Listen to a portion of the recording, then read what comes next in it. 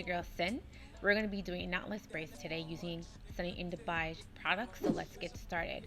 Now I'm in the shower and I am going to be using Sunny in Bigh's products. Now I have colored hair, I do have ginger hair, and I do dye my hair every 3 months. So we're going to see if this works on my colored treated hair. So the first product I'm going to be using from the company is the black soap shampoo.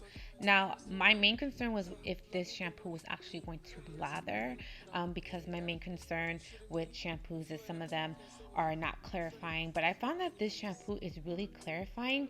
It doesn't have a lot of lather, but it does do the job. This particular black soap shampoo is a low sud shampoo, so you will not get a lot of suds with this shampoo. It does have a lot of really formulated ingredients. Ingredients are African black soap, herbal tea, Exxon gum, glycerin, and essential oils, and you can actually feel the oils when you are applying it to your scalp. And on the website it does say for you to directly apply it to the scalp. Usually with my other shampoos I like to start with the scalp and work my way down, but I particularly wanted to work on the scalp. Then I got the hydration bundle is because of course I have colored hair, and also my colored hair dries out really fast, and red color hair is really hard to kind of protect. Usually when you're in the sun with red hair, it dries out really fast than any other color on the spectrum when you dye your hair. So I'm really focusing on the scalp, and plus my scalp that day was incredibly nasty with gels and hairsprays and things that I apply. That the tip gives me a lot of precision when applying it on my scalp, so I'm just using a little bit more product. Again, it didn't really lather that much, and I know on the website it doesn't say that it does, but maybe I'm just conditioned to all the suds that I actually felt like my hair was clean. But after using the shampoo, I found that it kind of brought my curls back, which I actually really love, and I do see a little bit of vibrance with my color as well. Now I'm going to be using their overnight deep conditioner, which is supposed to be the holy grails of all conditioner. Now I will attest to this because at first when I was examining the conditioner, it felt really runny, which I am not used to.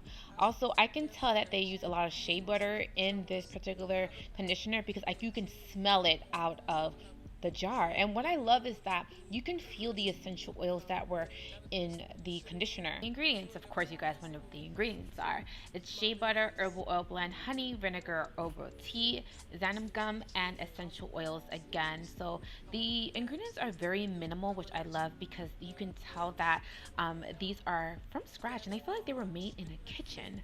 And I love that it has minimal ingredients because I know exactly what's going into my hair. Ingredients are 100% natural, so it nourishes and repairs the hair from the root to the tip. So I'm using the purr hands to kind of like get all of the ingredients into my hair, and as you guys can see, my curls are popping. Okay, I was highly impressed. I'm going to let this sit in my hair and kind of marinate into my hair, so I'm going to use a shower cap and I'm going to leave it for about 10 minutes.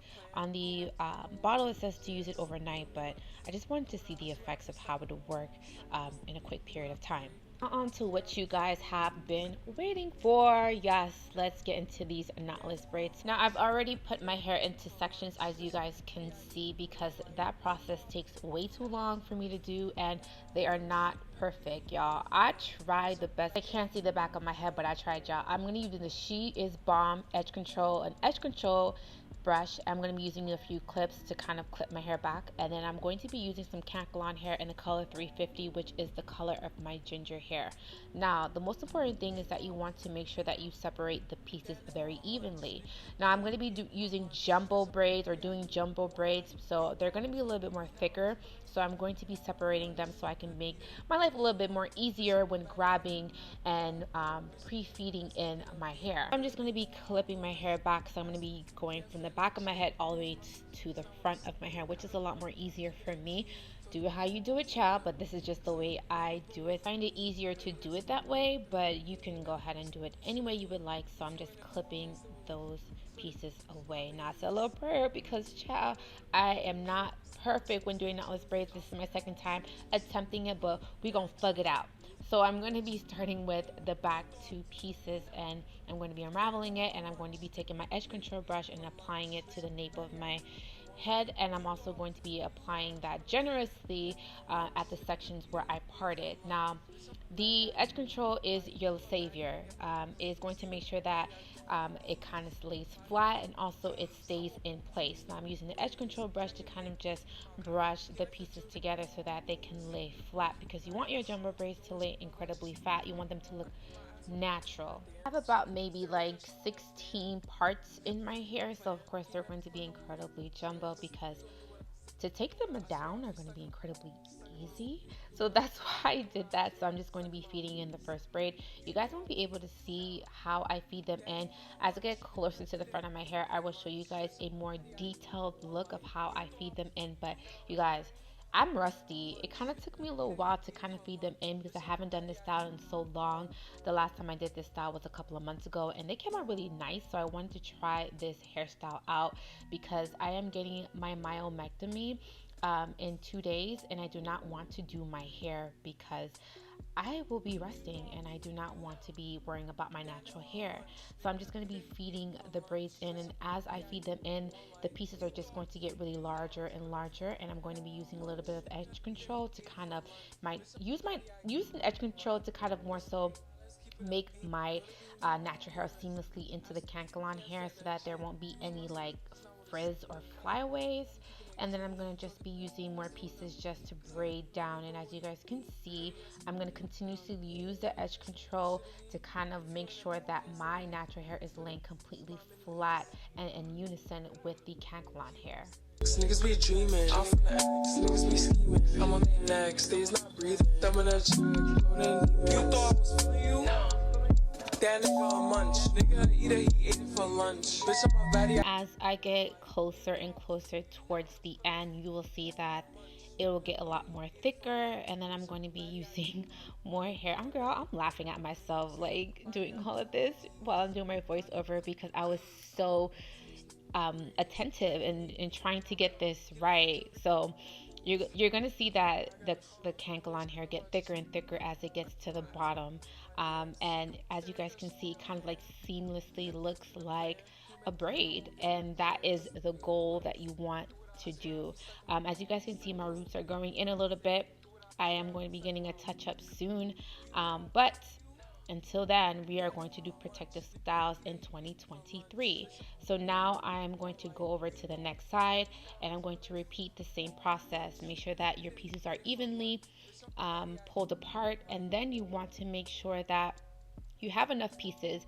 I did pull apart about maybe 8 pieces, 7 to 8 pieces, and you want to make sure that they are already pulled apart so that you can kind of reach for them while doing your braid.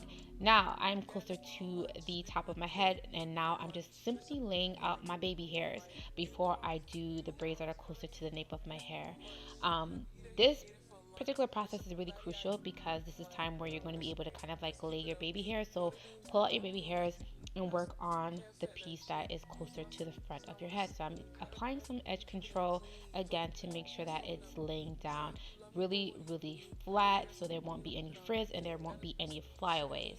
As you guys can see, the back has been done, so I'm going to start making my way forward.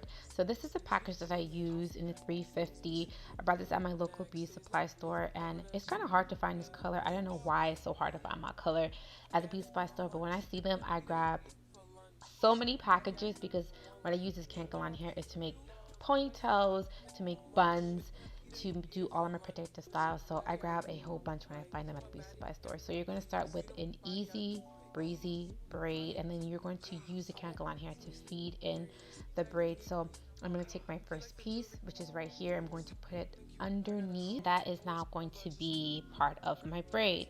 Now I'm going to be working my way down, and as I work my way down, I'm just feeding in the braids underneath, and then I'm going to continue to keep braiding. And as you guys can see, not all 3 pieces have been evenly distributed into the braid. That is the overall goal. Now I'm going to be making my way down, and I'm going to show you guys an up close view of how the braid is starting to look. As you guys can see, it's seamlessly, it looks like scalp. It looked like that's my hair. I got inches, okay? You can't tell me nothing. So I'm going to continue to keep going down, taking some edge control to kind of mesh my hair with a cankalon hair because my hair is very frizzy, of course, because it's natural, and make my way down. And then I will show you guys how I slick my hairs down, but I want to make sure that I get it out of the way so that I don't accidentally feed in my baby hairs with the actual braid. This process took me about 3 hours to do because they are jumbo, they are not small braids. So if you're going to do knotless braids and you want them to be a little bit more smaller than what I did, then it might take you a little bit longer. So I'm just going to continue to kind of feed that in until it's about the size that I would like it, and continue to braid my hair down. Now I got tired, y'all. This is definitely an arm exercise, I'm not even gonna lie with y'all. So be prepared for that as well. And as you guys can see, a seamless braid. Y'all can't tell me nothing, okay? It did take a while for me to get a hang of these because, again, I have not done these in quite a bit. So this is how long the knotless braid looks, and this is just going to be how they're going to be. I think these are going to hit about past my butt, but we're gonna see. We're definitely going to see. Now I am halfway done. I'm going to start with the crown of my hair. And I don't know why, but this is so much harder to do the crown of my head because I can't see. I have no sense of direction. So I'm going to braid my hair directly to the direction of my ears. You don't want to braid towards the back of your hair, or the back of your head, I should say. You want to kind of more so braid that crown to the direction of your ears.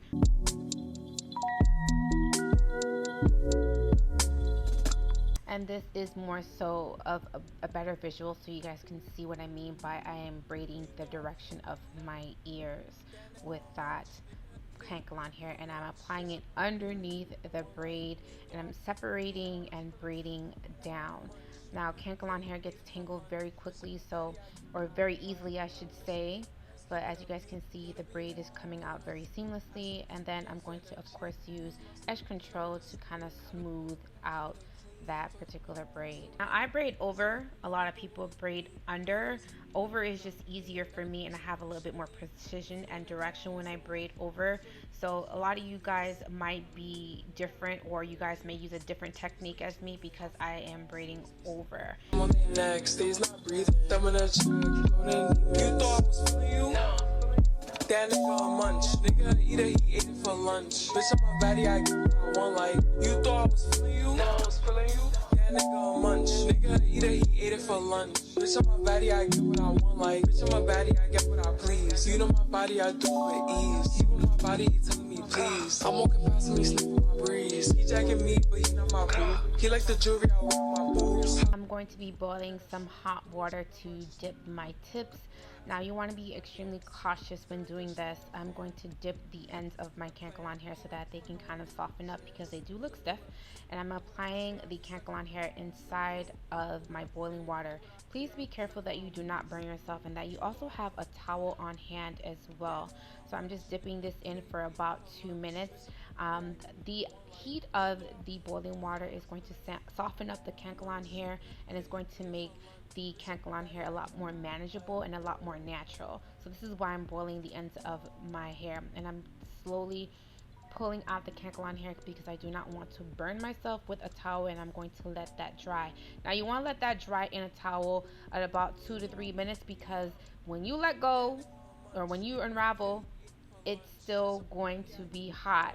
So just be extremely careful that you are not giving yourself third-degree burns with this boiling hot water. So I'm just making sure that the water is kind of drenched out of the cankalon hair before kind of releasing them out of my towel. Now I'm going to be using the herbal growth oil from sunnyinbigh, my favorite item from their shop. This is a powerful oil technique, naturally fights DHT and allows hair follicles to grow even after being dormant for some time. Now this herbal infused oil, you can use it for 6 weeks to ensure maximum potency, and then use a small amount to infected areas and gently massage into the scalp to increase blood circulation.